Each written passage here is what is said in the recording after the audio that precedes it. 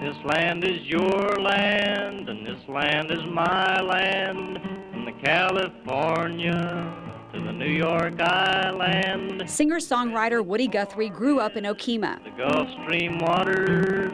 He wrote more than 1,000 songs, but one stood out to historian Waylon Bishop and his nephew Luke Bennett. It's not a song most people know. No, Woody didn't perform it. It's about the 1911 lynching of Laura Nelson and her son Lawrence. It's been recorded by a number of artists in the past, but that was Woody Guthrie's song. As I walk down that old dark town, in the town where I was born.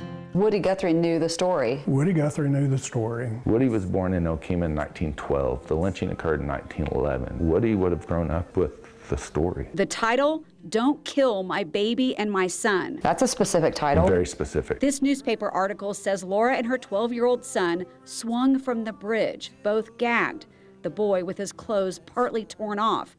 No mention here of a baby, but Woody wrote about it. Don't kill my baby and my son.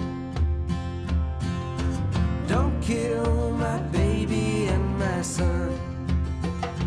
You can stretch my neck on that old river bridge, but don't kill my baby and my son. For me and Waylon, it gave us that kernel of, like, there's something here to be found. Luke says the baby is part of the legend whispered in Okemah for more than a century. My grandmother always mentioned the legend how there was a baby. What was the story that she told? The story she told was that Laura was arguing for the life of her baby, and right before they lynched her, they just casually threw the baby off the bridge and then lynched her and her son. Other accounts like this book, written in the 1960s, suggest Laura may have cared for an infant while in jail, and she had taken the child with her when the mob came. She's arguing with them, you're about to hang me and my son, don't murder the baby too. They discussed what to do with the baby.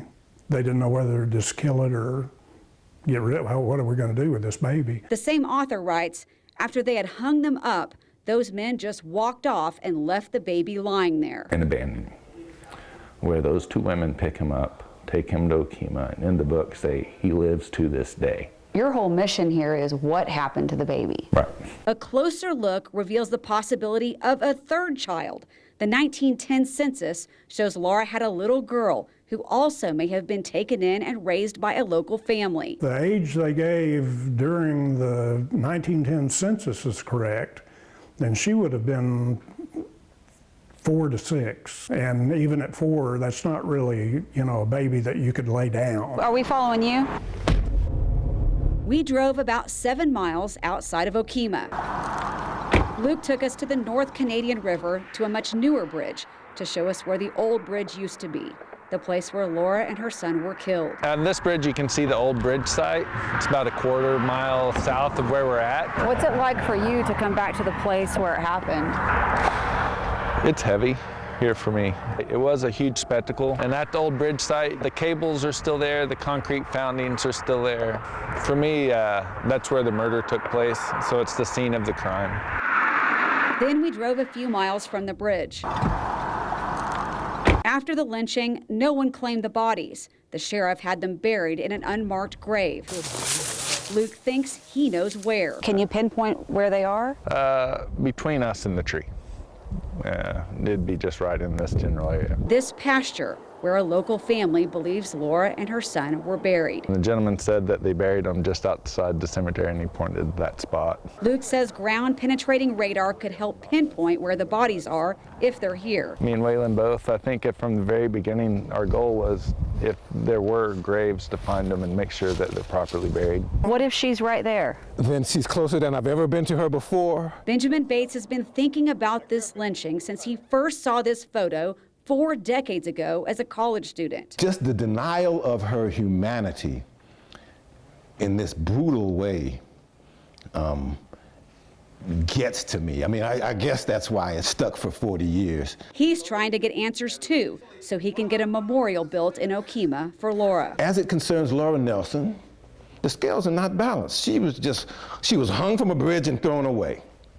That's all. I'd like to tell another story. 3 men working to find real answers and in a 21st century way attempt to right a wrong. It doesn't do any good to hide it like the people you talk to say just let it lie. Well, they're not dealing with it. You can't deal with it and reckon with it and make your own peace with it if you don't deal with it. You feel like if you don't do this, no one will? No one's going to do it. Is some of it about doing your part? Trying. There's a wild wind blows through the tree.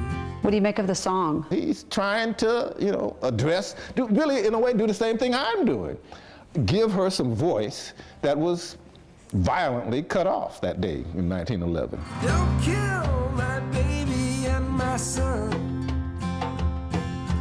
Don't kill my baby and my son. You can stretch my neck on that old river bridge, but don't kill my baby and my son.